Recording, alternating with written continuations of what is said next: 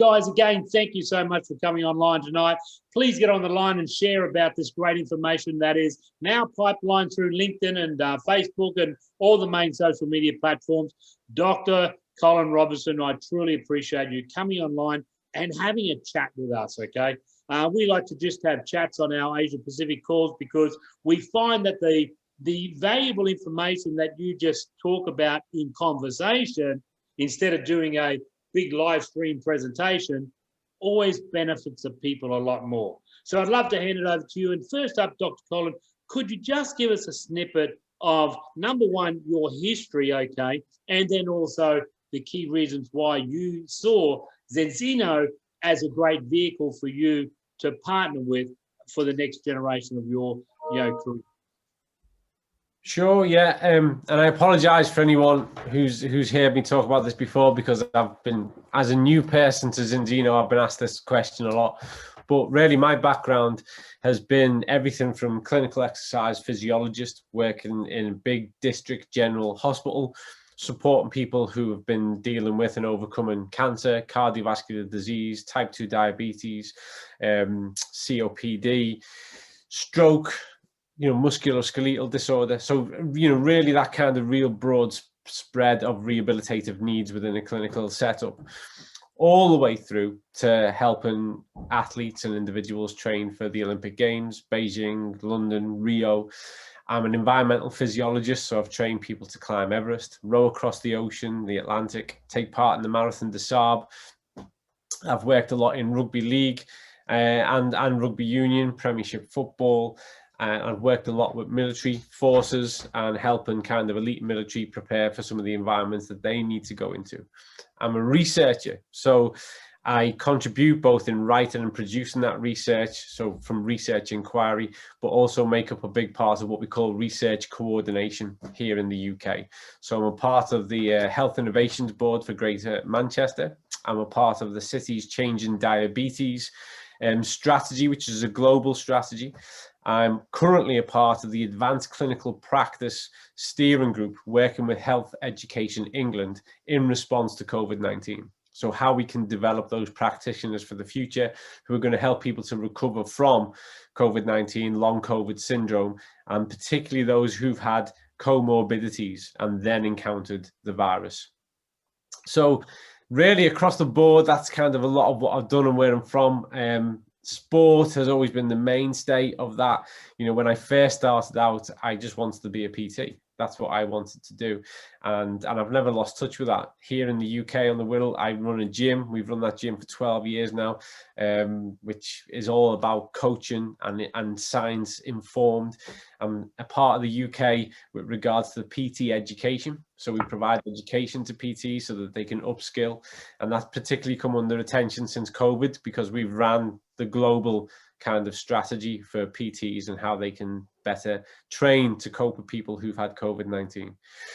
So why did I come to Zinzino? As I'm going through all that, I kind of lose sense of the question. Why did I come to Zinzino? Well, because as a researcher and as a practitioner, you're just trying to find answers to problems. You're trying to find solutions. That's what it's about. It might seem a bit grand from the outside, but that's it in a nutshell. You want to provide a solution. You want to make things better. And throughout I've said this so many times, and I'll probably say it a million times more, throughout my life, despite our advances clinically, medically, and scientifically, health statistics have got worse, year on year, decade on decade. And that ties into a lot of behavior, thoughts and ideas, particularly around food, certainly around exercise and physical activity. And it's nice to help an athlete get a medal. And it was incredible to get that call when someone's at the top of Everest.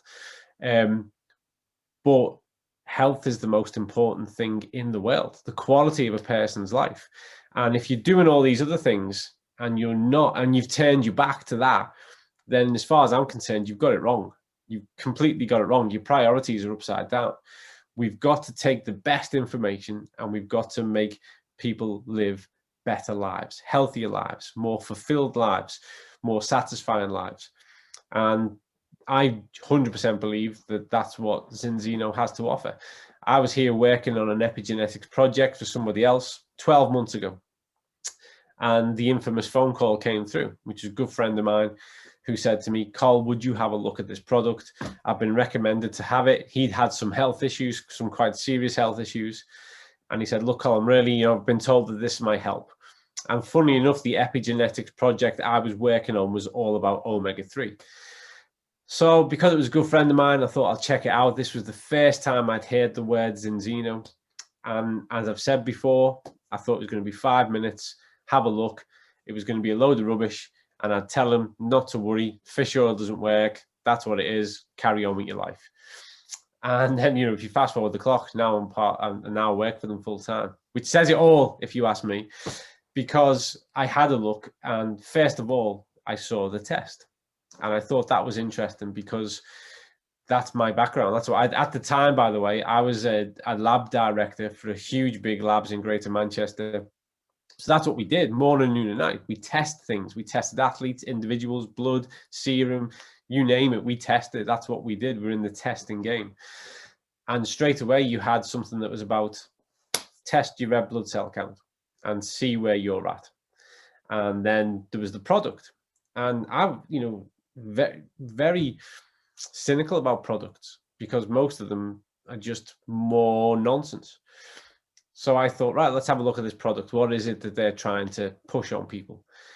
And straight away, I had this moment of going, this is genius.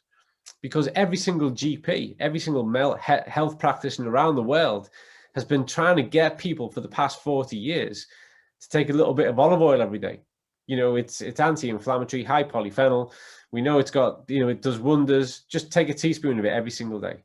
And that's where you start. So you start with the olive oil. You start with the high polyphenol, high phytonutrients olive oil.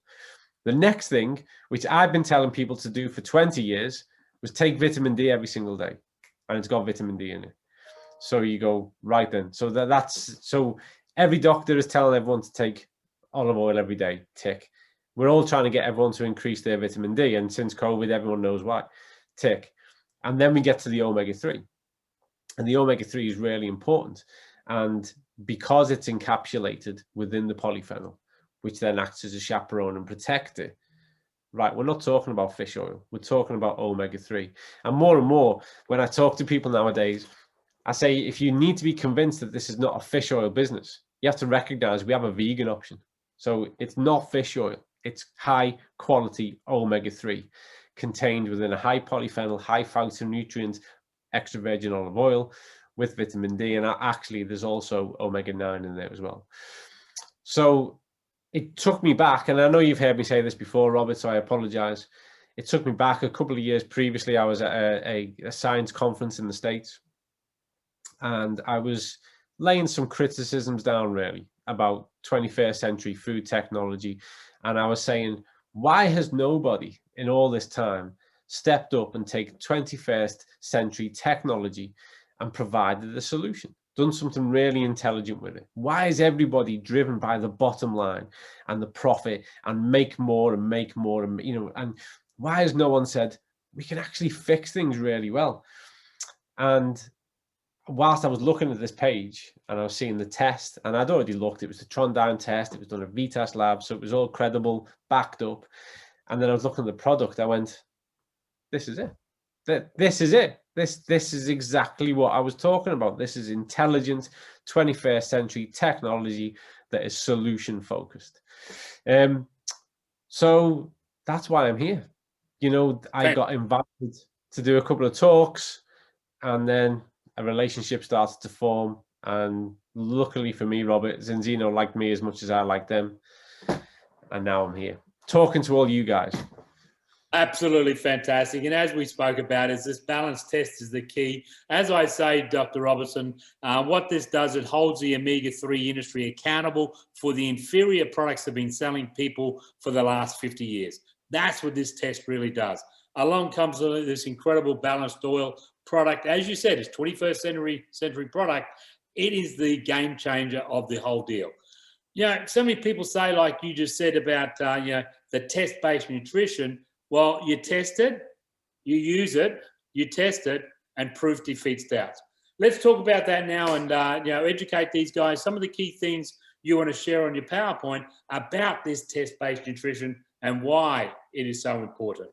Yeah, and I'm not going to try and break anybody with a PowerPoint death, but I just want to go through really the concept of test-based and what testing is.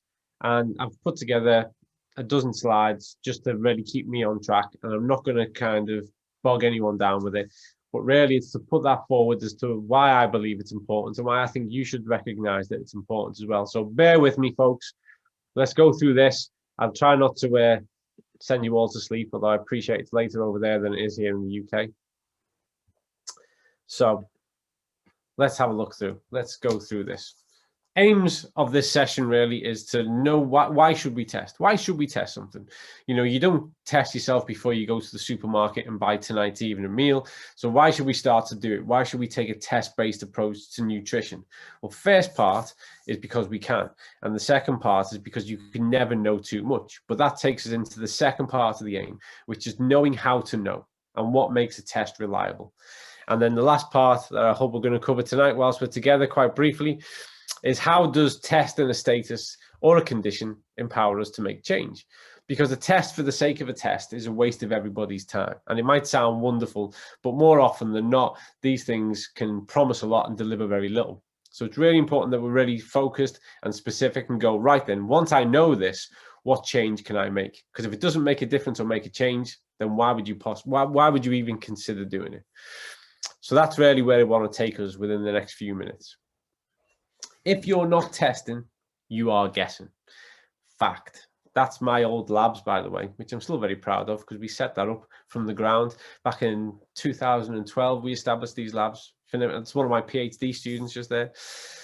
You know, this is an old saying from sport, and it's actually a saying from science. If you're not testing, then you're just guessing what's going on. And if you have the capacity to measure something more accurately, then it's upon you to do so, because the more accurately we measure something, the more we can do about it. And we can see how sensitive things are to change and then understanding what that change means. If not, if you are just, whether it's your exercise, whether it's your food choices, whether it's the prescription medication that you take, if it's not based on any kind of valuable insight as to why you would need to do so, then it's literally just random. It's literally just guesswork. And whilst that might have been okay 100 years ago, we're living in a far more advanced time now. We can test things.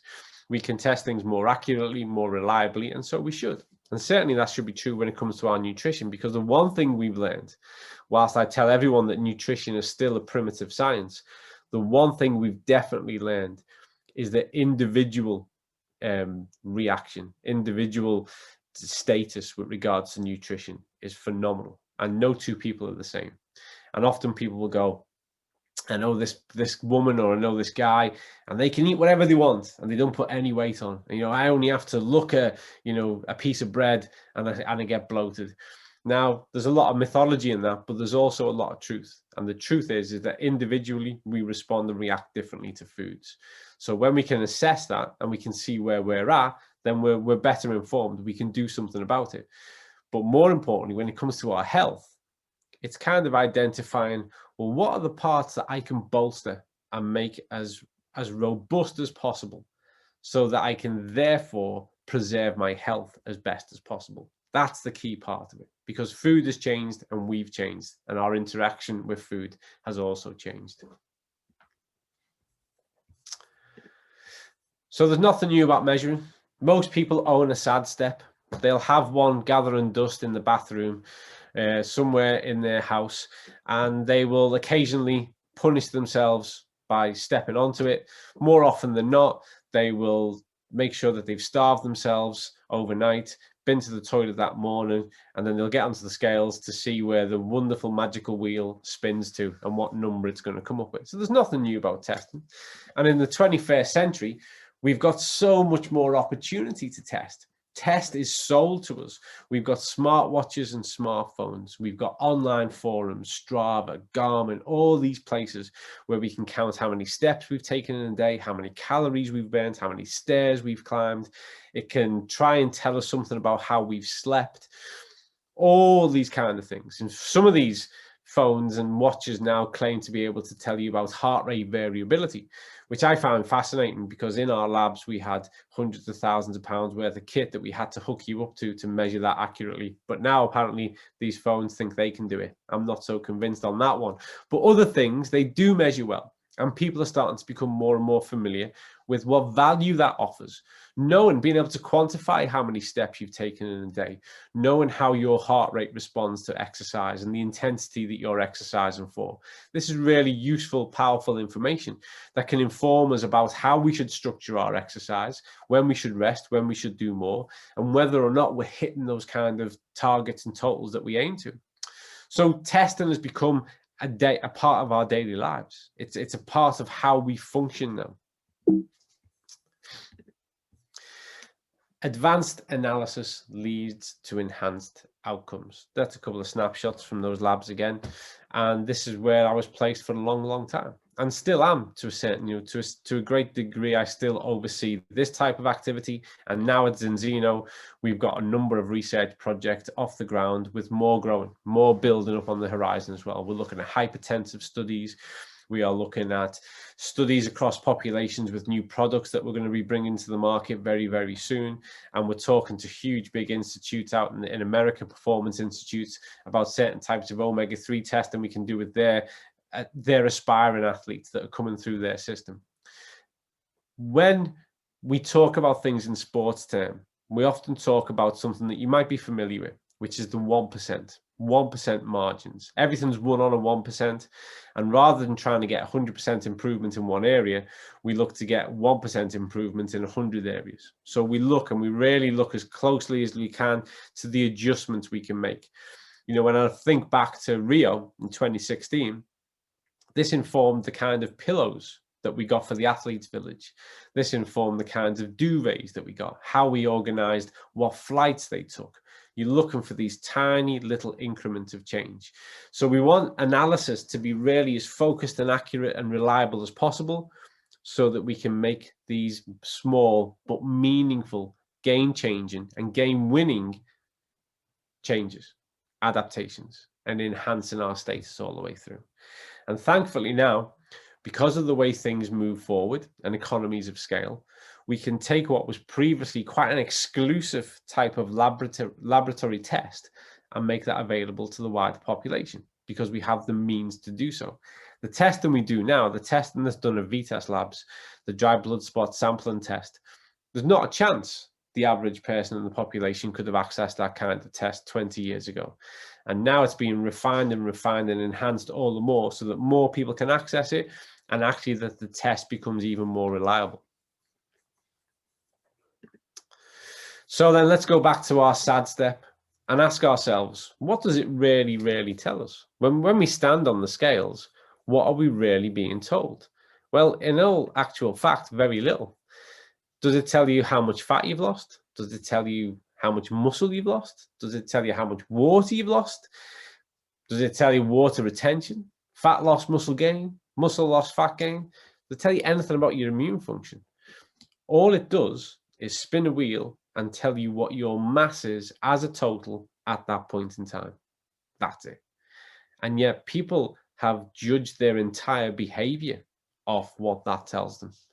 Whether they eat too much or too little, whether they should go for a longer run or a bike ride, to drink more, drink less. This simple, crude, one-dimensional analysis has literally shaped some people's lives, and more often than not for the better. People have punished themselves with the scales. So the reason why we go back to why would we make more sophisticated analysis available? Because it tells us more, and it can actually tell us something about something we can influence and change. Whereas this is arbitrary. So we can do more because we can. The science has taken us there. So here's how we know how to know. First part is recognizing the problem. A big part with being a scientific researcher and having spent so long of your career in this area now. I've been working within this space for 27 years now. There are probably people on this call tonight who haven't been born when I started working in this area. The problem with this is sometimes the conversation, so that people understand why we'd even want to measure it in the first place. So when you're speaking to somebody who's never heard of omega-3 or the omega-6-3 ratio, actually saying to them, you should do a test for this, that's 10 steps ahead. The first part is to say, do you understand how important this is? Because it's not mainstream. I'm convinced, and because I see these things shape up over the course of my career. When I was speaking to people about vitamin D 5 years ago, certainly 10 years ago, people go, what, really? Is it important? Never heard of it. Why does no one talk about it? What it took, sadly, was the global pandemic and people recognizing that their immune response could be really, really poor for people to go, wow, vitamin D is really important. That features in this. Now you don't need to convince anyone. People just say to me now, what's the best type? That's the question I get now, not why should I? What's the best type? And I promise you now, it's already starting to change with regards to the importance of the omegas and the 6-3 ratio. More and more people are talking about it as a mainstream conversation because it's been a research conversation for over 4 decades. And now it's reaching that critical point. As such, legislation is changing down where you guys are, that they're going to start to introduce this type of testing for women who are pregnant. Brilliant.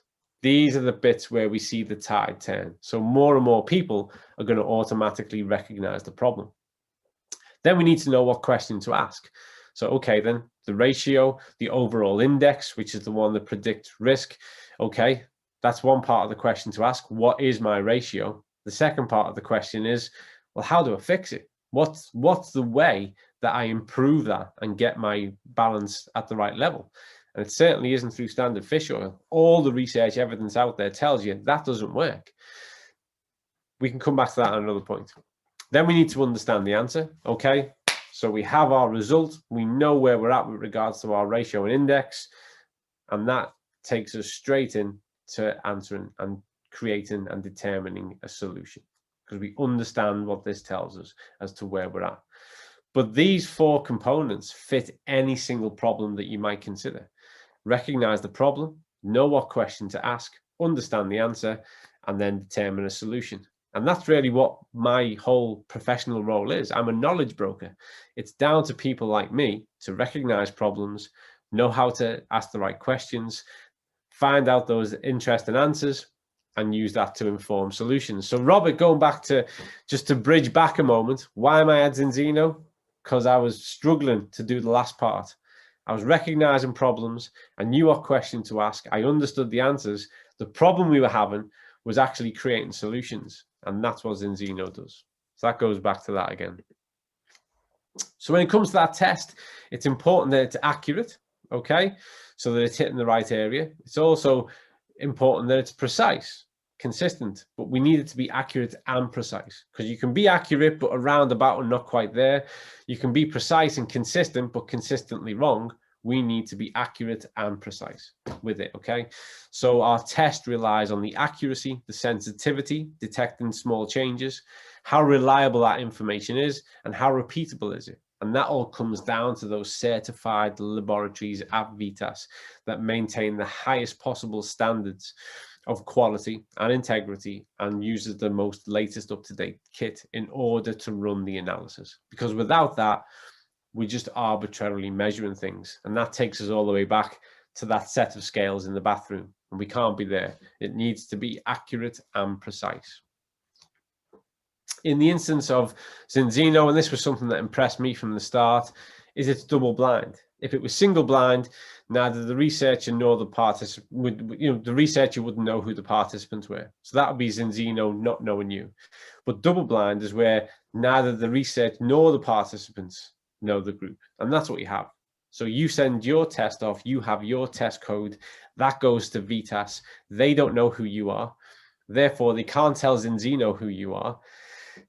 You haven't told Zinzino who you are. Only you have the code. Only you know that that's your data. And that's the standard it should be at, okay? Because anything other than that brings in bias. And we don't want bias. Otherwise, the credibility of the test falls down. So VITAS itself is a GMP certified independent lab over 25 years of experience. And by the way, prior to joining Zinzino, I knew who VITAS were. VITAS are a global leader. They work with some of the biggest institutes in the world, from Harvard to Oxford, Cambridge. They're a powerhouse of laboratory testing. Okay, their credibility couldn't be any higher. That was one of the things that really caught my attention early on. It's double blind, so now the lab nor Zinzino knows who submitted the test. Balance ID means only you know, only you can access your data, and Zinzino test is where your results are made available. So we see a lot of common nutrition tests that are coming to the fold at the moment, and admittedly, we're working on some of these ideas behind the scenes at Zinzino too. So we have vitamin D status, that's gaining popularity, vitamin C. A lot of people are familiar with the notion of food intolerance tests, gut biome, which is a really rapidly evolving area and something that we certainly want to delve into more. As I said, just as we were all kind of joining in tonight, the gut is the center of the human universe. If the gut is not right, if we don't care for the gut fauna, if the gut biome is not functioning as it should, then our capacity to absorb nutrients is compromised. And if there's a compromise at that point, then that compromise just has a domino knock-on effect, and less of what we need gets out to the areas where it's needed. So the center of health, could well be argued, commences within the gut with regards to our nutritional exchange. However, the omega-6-3 ratio is an indication of our cellular status. And as I say all the time, we are all just a collection of billions of cells. This is what we are made of. So we cannot be right at any level if we're not right at a cellular level, because that's the stuff we're made of. And this is really important. And in my opinion, it's notions of cellular health that have been abandoned as food behavior has changed over the past 50, 60, 70 years. Okay. It's all been about taste. It's all been about convenience. And what's been lost within that has certainly been the essential variety and those essential macro and micronutrients that make up who and what we are. We've spent 6.5 million years evolving from this planet, but only in the past 100 years have we separated ourselves away from it from a dietary point of view. It's important that we reattach, because we've not evolved past that. We are of the planet, and it's important that we recognize that in concerns of our own health and health status. So this omega-6, omega-3 ratio, you know, we talk about it a lot at Zinzino, and more people around the world are starting to talk about it. It's a heavily researched area. If you go onto Google Scholar, so not Google, Google's a waste of time. Google's only good if you want to buy a new t-shirt. If you want to look at research, you've got to go to Google Scholar. That's where you'll have access to the peer review. So the science that's been through the rigor required. And if you type in omega-6-3 ratio and press go, you're going to see millions, hundreds of thousands of peer-reviewed journals that have investigated this area. And I always say to everyone, the reason why it's investigated so thoroughly is because it's so important. Scientists don't go back just for the sake of it. We don't get funding for that type of research, and we don't have enough time. We only investigate things of interest and concern. And the reason why science has been looking at this for so long, because it's really interesting and of high concern. So please do have a look. Even if you don't read the paper, just go and have a look how long the conversation has been going on for in scientific research terms. And now it's making it through to the mainstream conversation. Good, because that's where we'll really start to bring about change. So inflammation is important. Acute inflammation, if you trip over, if you cut your finger, if you have a cold or a virus, you get this inflammatory response that sends all these messages to your T cells, and the immune response kicks in. And even though you might feel a bit sore or a bit rubbish for a few days, it's that immune response that gets you over it and gets you past it. That's what the vaccine does. So the vaccine goes in, triggers that response. That's why some people feel a bit rough for a couple of days after the vaccine. You've triggered that immune response, and now the body's going to start to take care of itself.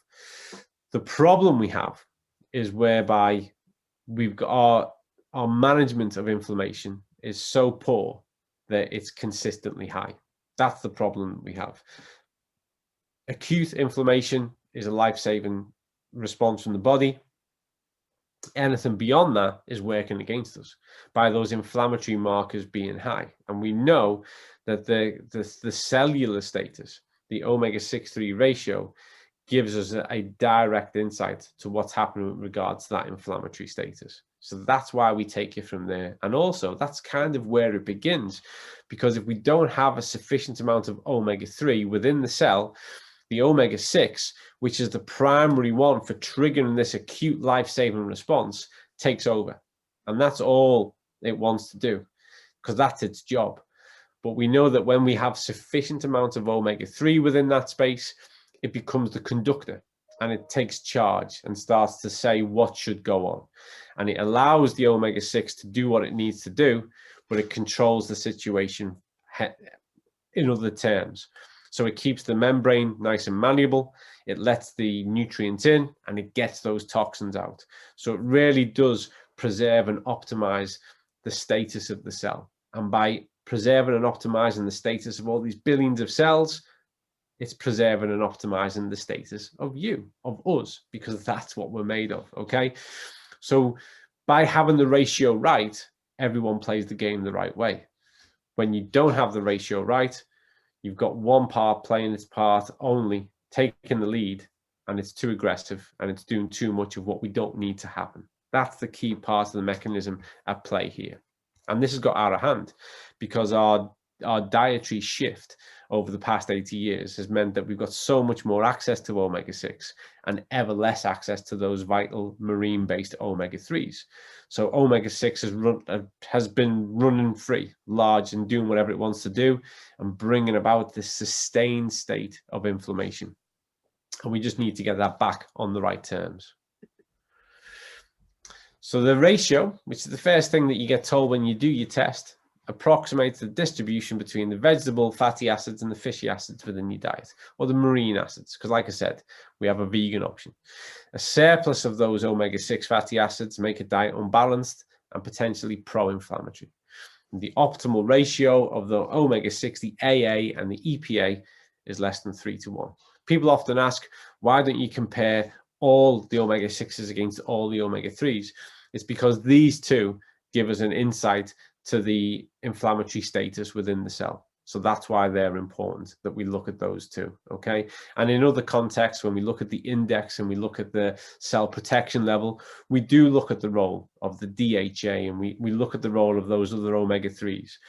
But in this instance, when we're considering inflammation, it's important that we focus on these, because all the research backs the notion that these give us a direct insight to what's happening at that level. Again, it's about understanding what the test does, the value and the insight of the test, and being specific. As you will know, it's an analysis of 11 fatty acids.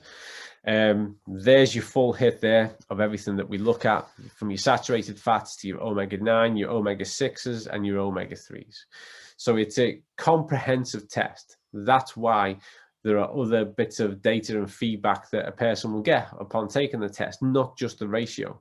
I personally think, and I'm going to try and make this change happen, that we should tell you the index first, because the index is everything. If you're above 8% on your index, so that's a combined DHA and EPA, if you're above 8% and approaching that 9.3%, we pretty much know the rest of the stuff is going to be in good shape.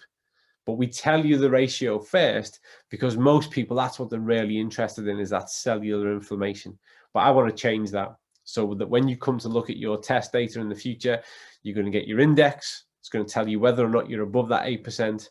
Then you'll get your ratio, and then we'll talk about all that other good stuff. But it all comes from this analysis here, because people often ask, well, what is it you assess? So as you can see, it's quite involved in itself, just with regards to the level and number of what's analyzed within the red blood cell. Just had a conversation with somebody this morning about this, who was asking me about someone's test. They did a test and then they retested 40 days later, and it looked like things had gone up. The 120 day is really important, because this is 120 day plus minus 20 days. So for some individuals, they might show a complete cellular turnover in 100 days.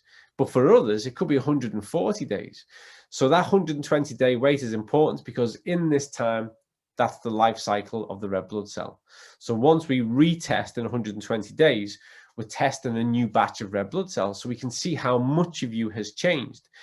Anything you measure that's shorter than that period, and certainly up to 40, 50 days, is literally just a measure of change, of turnover. And things within the body are never linear. So it's never just constantly in one direction. Things will undulate on a daily basis, particularly whilst it's going through a period of change. So it's important that we do a baseline test, your first test. You start to take the balance oil and you wait that 120 days until you do the second test, because only then can we reliably say that we're measuring a new set and we can see what happened and what change has taken place. Don't try and jump the gun. Don't get excited. People do report positive changes, how they feel before that 120 days. That's great. But scientifically, physiologically, we can't measure that until those processes have had sufficient amount of time to do their thing and turn over. So there are things that you can't guess, and this is why testing is important. You can't guess your cellular status. You can't look at yourself in the mirror or someone else and go, I think your ratio is about 7-to-1. Impossible. You've got to get in, you've got to draw that blood, and you've got to analyze it. You can't guess changes to cellular status. So you can't just start taking a product and go, well, I must be getting better because I'm taking this. There might be tweaks needed. You might increase a little bit, because the balance oil is based on your body mass, 0.15 mil per kilogram of your own body mass. But for some people, they might need a little bit more or even a little bit less. So you can't guess that or can't assume that. We can't assume anything under the hood with regards to our gut biome, with regards to our vitamin D status, any of these things. It's important that we analyze them and we assess them because we can. And certain thing you can't guess is the future, but you can definitely help to shape it. The future is based entirely upon the types of decisions you make today.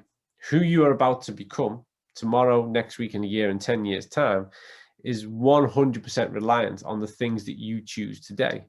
And I 100% believe that people make better choices when they're better informed. At least everything is there for you at hand in order to empower you to make the best of what you've got and know where you can make measurable improvement. And that's why testing is at the very heart of what we do. We will always seek to improve our testing procedures the same way we seek to improve our product. The whole time, it's a Kaizen mindset, continually moving forward, evolving, and bringing about change in everything that we do. So what? That's the big question in science. So now you know something valuable about your current health status, you can take control. You know something valuable about your health risk once you know that index. This new information can directly inform your choices and you are empowered to make positive change. And that is my entire slide deck done. So hopefully everyone's still awake. I will try and do the whole stop share. If there's anything you'd like to ask or bring to my attention, Robert? Outstanding, my friend, and thank you so much for that. It's just, again, when you collate all that information together and you see some of those key things, especially about that test-based. And the good thing what you just said is because a lot of people do ask that, well, can I test myself in 30 days, 60 days? And what you just stated clearly was that you need the red blood cells to turn around. You need that 120-day cycle to happen within the system to get then the new blood that's being produced. Right. That's quite amazing when you think about it. And Colin, can you just talk about a little bit, just on that balanced oil, that some of the changes, and I know you've only been here a short time, but some of the people that from the sporting fraternity that's come to you and said, this is the results I'm having, some of those other people with some medical history or immune histories that are coming to you. Just give us a quick snippet of the results that you've seen over a few minutes. I mean, the key thing is that, particularly in sport and where all the evidence is around it, is that we see how it enhances recovery. So people experience less muscle tissue breakdown, which is phenomenal when you're working in sport. We get a greater what we call anabolic phase. So we get a better response, bang for buck. You get more adaptation from your training. so you recover better. And then thirdly, their perception of soreness in the wake of training reduces. So we have athletes who are experiencing less muscle damage. They're getting a greater anabolic muscle response and less soreness associated with their training. That means they can train more and get more. So we're keeping athletes in a better kind of training environment and physiological state. And that's all. You feel free to go and have a look at the research literature around that. But that all makes perfect sense, Robert, because again, you are a collection of billions of cells. So if things are right at a cellular level, then we bring about less cellular stress because the nutrients are getting in, the toxins are getting out, the surface is malleable. So again, so people across the board, you know, it's as a part of the research fold, I'm obliged not to talk about testimony and anecdotes, but people, you know, some of the things that I get to see in my position with regards to the changes in people's, I mean, the changes in people's skin, the changes in people's sleep, the changes in, you know, I've seen people who talk a lot about the difference it's made on their daily symptoms and in how they feel and how that's influenced their medication, which all makes sense to me. And there is a ton of research out there. I never like to think of it, and I discourage people from thinking of it in the same way that people think about medicine. Okay, medicine is designed to recognize a certain type of symptom, illness, and typically suppress or manage the symptom. This is not that. This is not that at all. This is a dietary strategy, and this is all about kind of going, well, how well can I make the system so that I don't need to rely on those things? How well can I optimize my health status so that those things just don't play a factor in my life? You know, I've long been an advocate of preventative health, and I'd say that 90% of preventative health comes through your dietary choices. And I say to people, rather than fall into the system of going, well, it's okay, because that happens, I can just take some painkillers, paracetamol, anti-inflammatory. I can take this to manage my blood pressure. I always say, well, you know what's way better is to never experience that pain. It's way better to never have a blood pressure problem. It's way better to not have a cholesterol problem. And that all ties into your dietary choices. And as I say to everybody, balance oil, extend, protect, xenobiotic. These are not medications. I don't even think of them as supplements. This is high-tech food. It's high-tech, intelligent food. That's the way I think about it. I say, people say, you know, I thought you were a food first nutritionist. And I go, I am. And this is food. Yeah. I am. Nothing's changed. This is food. That's what it is. And especially if it's got a plus on it, balance plus, protect plus, extend plus, it's all derived from foods. It's all derived from natural products. So you're just eating really good quality, high-tech food. And it's a cliche, Robert, but it's true. Prevention is better than cure. And I'll finish with the Laird Hamilton quote. I love Laird Hamilton. If you don't know who Laird Hamilton is, surfer, windsurfer, awesome guy. You know, he was asked in an interview, why are you so specific about your diet and that? And he said, because I'm addicted to feeling good. And that's what I say to people. Start the health protocol, start with the balance oil, and just get addicted to feeling good. The rest Fantastic, Dr. Robertson. Now, we got one question there, which is interesting, and I find it that's the only reason why I'm going to talk about this question. But the comment is we've seen a number of people that she's been working with hair loss. I have, and I know all of my people I deal with have hair gain because of the regrowth within the system. I used to have to shave my head, you know, once a month. I'm now once a week because of the hair growth that comes through.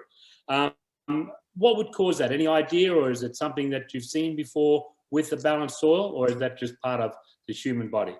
It's not something I've seen before at all. And this is always the fascinating thing when you look at individual cases, is that there's always so many things around an individual case that, you know, it's hard to capture. You know, you'd have to really sit down and go through an interview with that person and see where they're at.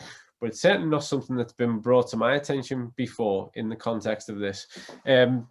So no, I'm happy to go off and do a specific bit of of focused attention in that area and see if I can find some and come back and report on that, Robert. But no, it's not something that's really come across before, but I'm prepared to have a look. It doesn't automatically resonate or make sense to me, but I'm more than happy to go and have a look at that.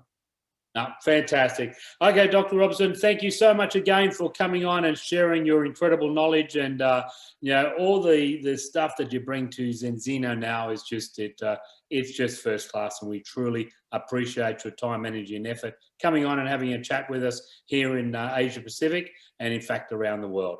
Thank you so much for coming on, and we look forward to seeing you in about 3 to 4 months again, and we have a chat again. Brilliant. Thank you, Robert. Thank you. And thanks for everyone taking the time to listen. It's a privilege and it's a pleasure. Thank you very much. Stay well. Guys, absolutely appreciate it. Thank you. Bye, guys.